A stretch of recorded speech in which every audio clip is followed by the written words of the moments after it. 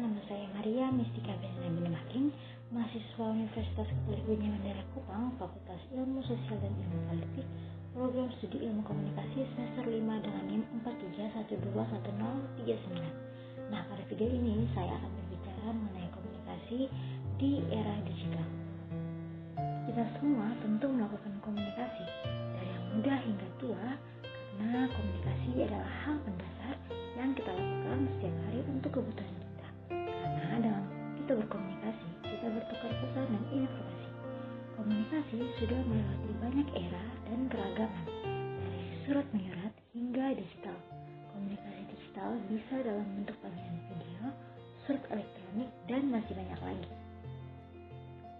Tercatat di data Digital Report bahwa sudah lebih dari 5 miliar orang menggunakan telepon genggam, 4,9 miliar orang menggunakan internet, dan 4,6 miliar orang menggunakan sosial media. Itu sudah membuktikan bahwa digital sudah mendunia.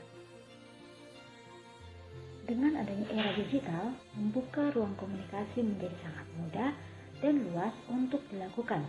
Apalagi dengan adanya pandemi, kita tidak bisa saling berkomunikasi.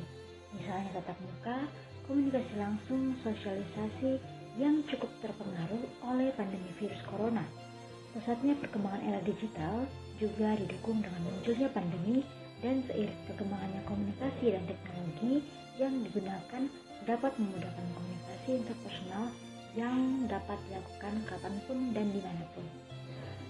Dengan adanya digital komunikasi, kita bisa berhubungan dengan teman, keluarga, pasangan yang tinggal jauh dengan kita menjadi lebih mudah. Dan era digital ini juga membuka peluang bagi orang-orang yang mencari pekerjaan, seperti orang-orang yang menjual secara online. Contohnya di Shopee, Tokopedia, Lazada, dan lain sebagainya. Namun, pro dan kontra ini tidak menghapus bahwa terlalu bergantung dengan komunikasi digital tidak baik, karena manusia ditakdirkan dengan ekspresi dan gestur tubuh, dan tentu hal itu sulit untuk dilakukan.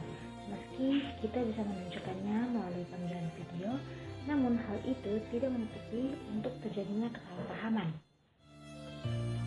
Namun, ada satu hal yang tidak dibicarakan banyak orang. Komunikasi digital membantu kita berkomunikasi dengan diri sendiri.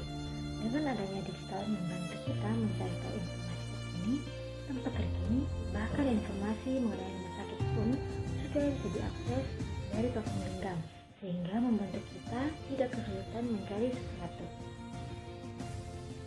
Yang kita harus lakukan adalah memanfaatkan era digital ini sebaik mungkin, karena era digital ini juga bisa mempengaruhi cara kita beretika hingga cara kita berpikir.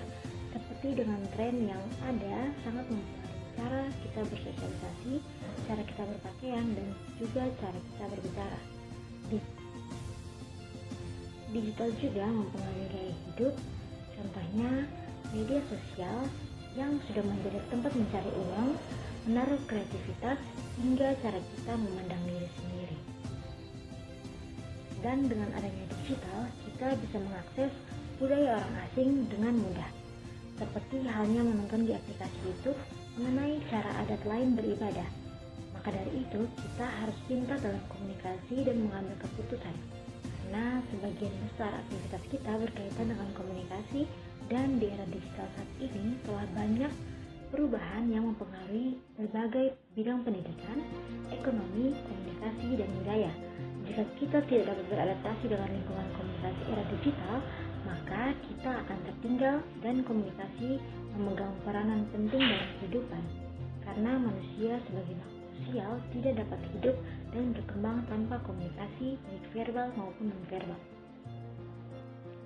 Nah, sampai di situ dulu ya pembahasan kita. Sampai jumpa di lain waktu.